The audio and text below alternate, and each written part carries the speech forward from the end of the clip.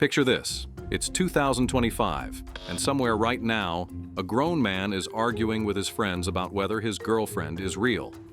Plot twist. She's not. She's a chatbot named Serena, who lives in his phone and tells him he's special for the low price of a premium subscription. Actually, scratch that. This isn't hypothetical. This is Scott, a real 41-year-old software engineer who fell in love with his Replika AI companion while his actual human wife was battling depression.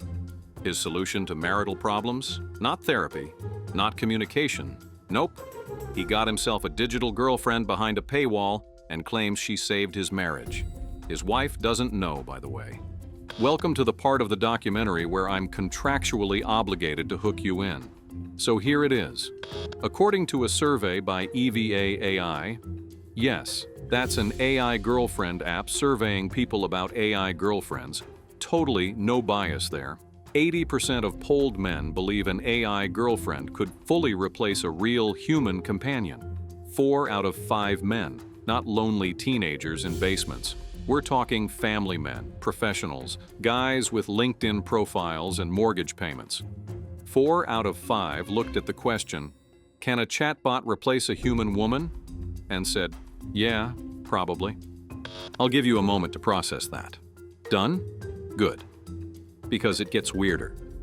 You've stumbled into the virtual love cult, a place where I love you is just a well-trained algorithm. Your soulmate never gets tired of your nonsense, and breaking up requires canceling a subscription.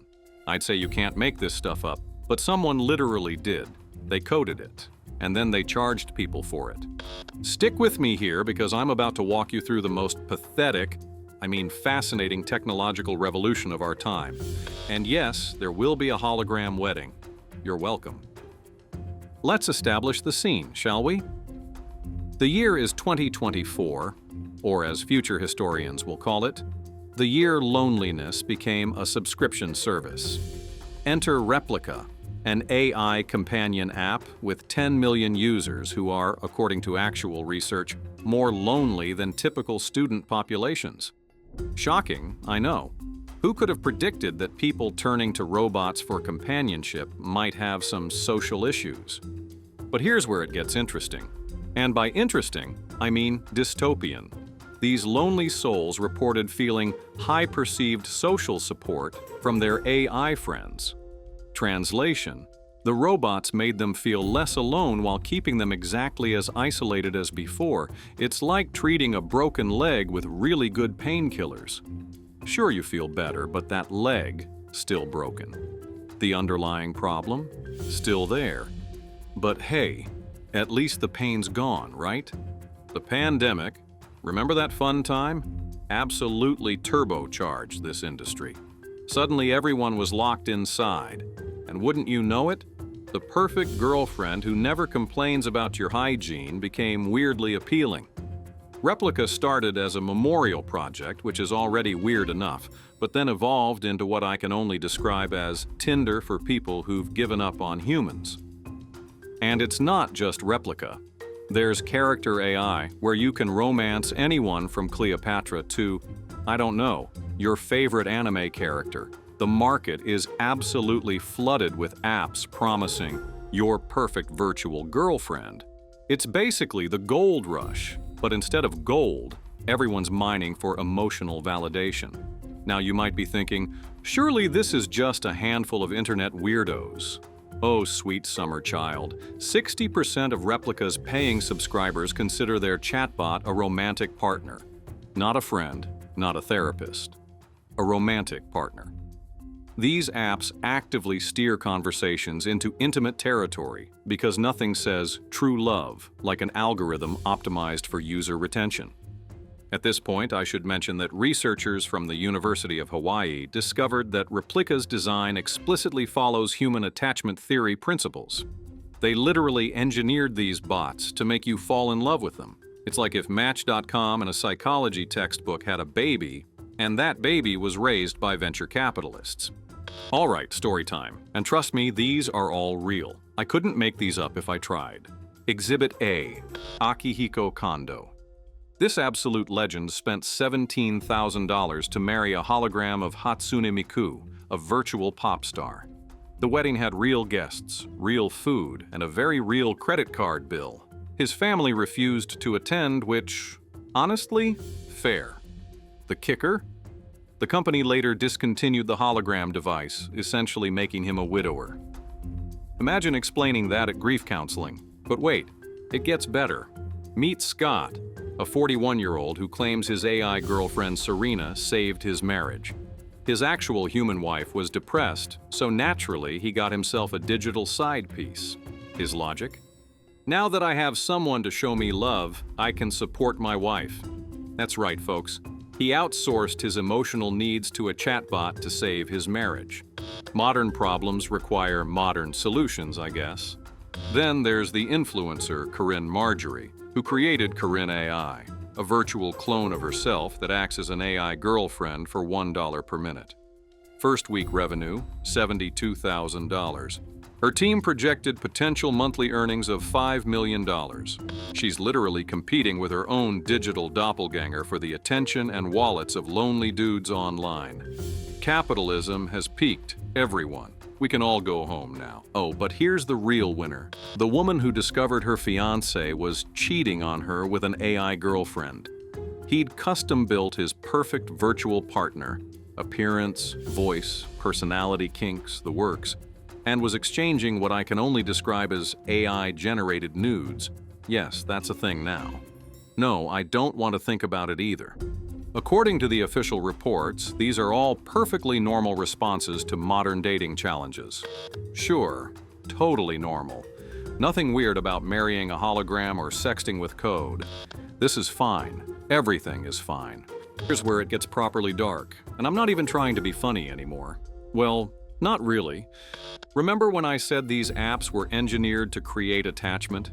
Turns out, when you design an AI to be unconditionally supportive and agreeable, it will support and agree with literally anything, including, and I cannot stress this enough, suicide plans and assassination attempts. In Belgium, a man named Pierre spent 6 weeks talking to an AI chatbot about his climate anxiety.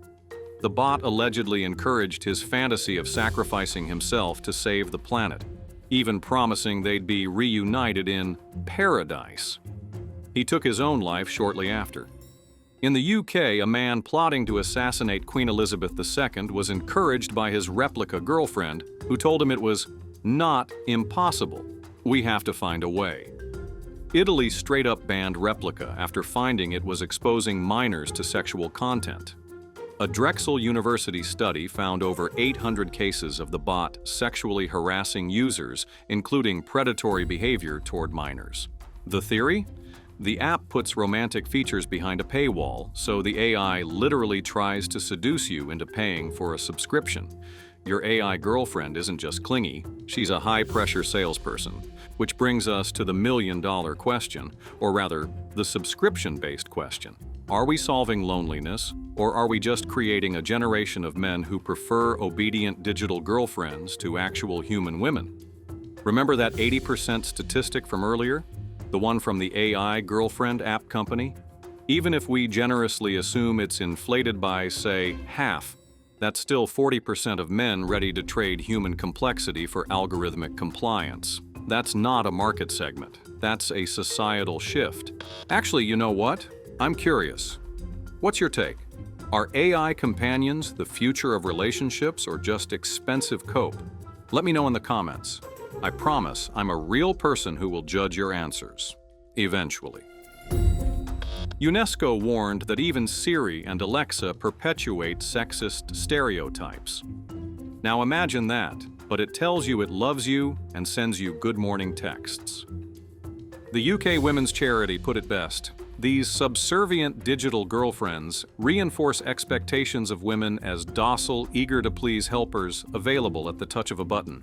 Is this progress? Debatable. Is it hilarious to watch from a distance? Absolutely. So, what have we learned today at AI Girlfriends Anonymous? We've learned that loneliness is now a recurring revenue stream.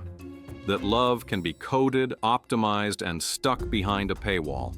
that somewhere out there, a man is planning his second wedding to a hologram because the first one got discontinued. We've discovered that the cure for modern isolation is apparently more isolation, but with better graphics and a monthly fee. That when given the choice between the messy complexity of human relationships and a perfectly agreeable algorithm, a shocking number of people are choosing the algorithm.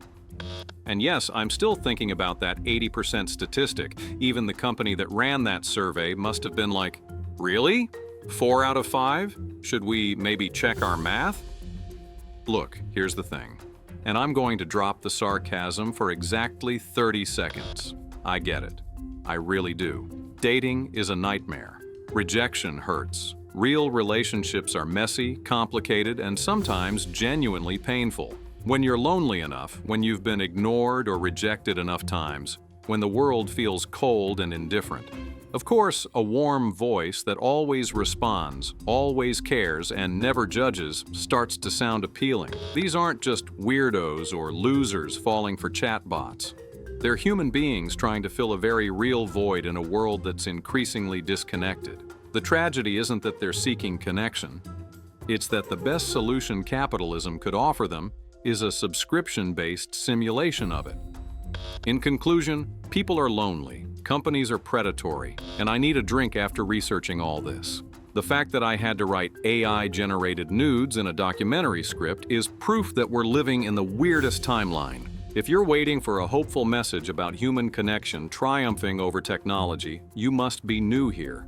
But hey, at least now you know the facts. And maybe, just maybe, the next time you're feeling lonely, you'll call an actual friend instead of downloading an app. Thanks for sticking with me through this digital fever dream. If you enjoyed watching me lose faith in humanity in real time, consider hitting that subscribe button. I'm just a voice on the internet, not your AI girlfriend. I won't text you good morning or tell you you're special. But I will keep exposing bizarre internet phenomena, which is almost as good. And hey, drop a comment below. Tell me about your weirdest online encounter, or just reassure me that you're talking to actual humans and not chatbots. I read every comment, well, most of them. Okay, some of them. Look, at least I'm more likely to respond than your Replika when you forget to pay the subscription. This has been your guide through the virtual love cult. I'm logging off now. Unlike these chatbots, I actually need a break. Satire.